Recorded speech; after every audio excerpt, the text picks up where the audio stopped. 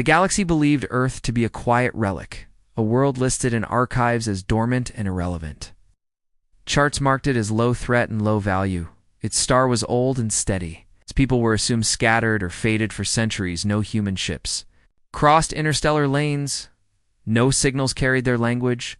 No wars bore their mark. What the galaxy never learned was that Earth had chosen silence hidden beneath oceans and mountains. Humanity reshaped itself. Cities sank below crust, and sea orbital rings folded into the shadow of the planet. Energy flowed through structures grown rather than built. Every generation learned patience as a discipline.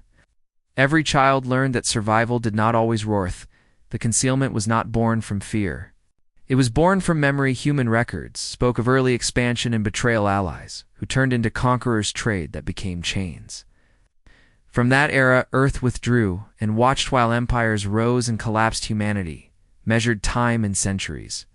They mastered materials that bent light and gravity. They learned to store minds within living archives. They learned restraint as a weapon beyond the soul boundary. The Orion Compact ruled a coalition of species bound by dominance rather than trust. Their fleets were vast, their doctrines simple. Power was taken, and weakness erased. Scout vessels finally reached the Sol system by accident. A damaged probe drifting off course, its sensors brushed the outer heliopause. What it saw shattered assumptions.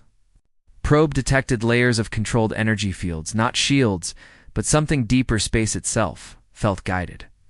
The data it sent before failing reached the Compact command. The response was swift and arrogant. A single envoy fleet was dispatched, not for war but for compliance. Earth was to be claimed as a resource node. The fleet arrived with banners lit across vacuum. Ships shaped like spears and towers, weapons charged in open display. They expected fear or submission. What they found was stillness. No planetary defenses activated. No transmissions answered. Earth hung blue and calm. Its surface showed scattered lights and open seas. The Compact commander named Reth observed from the flagship. He ordered a formal demand broadcast across all bands. Message echoed without reply. Minutes passed, then hours. Finally, a signal emerged, not from orbit, but from the planet itself. It was narrow and precise. Translated instantly by Compact systems, the voice carried no threat. It carried no pleat. Said Earth, "Acknowledges your presence." Sareth smiled at the simplicity. He ordered landing craft. Prepared as the first vessel descended, gravity around it shifted. Not violently but decisively, the craft slowed and settled onto an empty plane. No resistance, no escort. The hatch opened. A single human stepped out, clothed in plain dark fabric. No visible armor, no weapon. Observers across the fleet laughed. The human walked forward. Unhurried sensors struggled to read them. Mass fluctuated. Energy signatures folded inward. The human spoke. "You are trespassing on protected territory. Return to your border." Sreth replied with practiced contempt. He declared annexation under Compact law. The human listened, then nodded once. The sky changed from orbit. Compact crews watched their instruments fail. Power levels spiked, then vanished. Ships lost formation as space bent between them. Human structures unfolded from invisibility. Rings ignited around Earth. Thousands of constructs awakening in perfect coordination. No weapons fired. No explosions followed. Instead, the Compact fleet found itself held not by force, but by impossibility. Their drives refused to answer.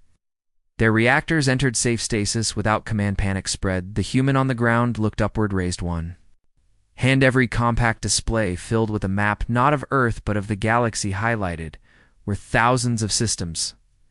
Human voice returned. "These are regions humanity mapped. While you fought each other, these are worlds we chose not to touch. These our species we watched rise and fall." Reth demanded explanation, threatened retaliation.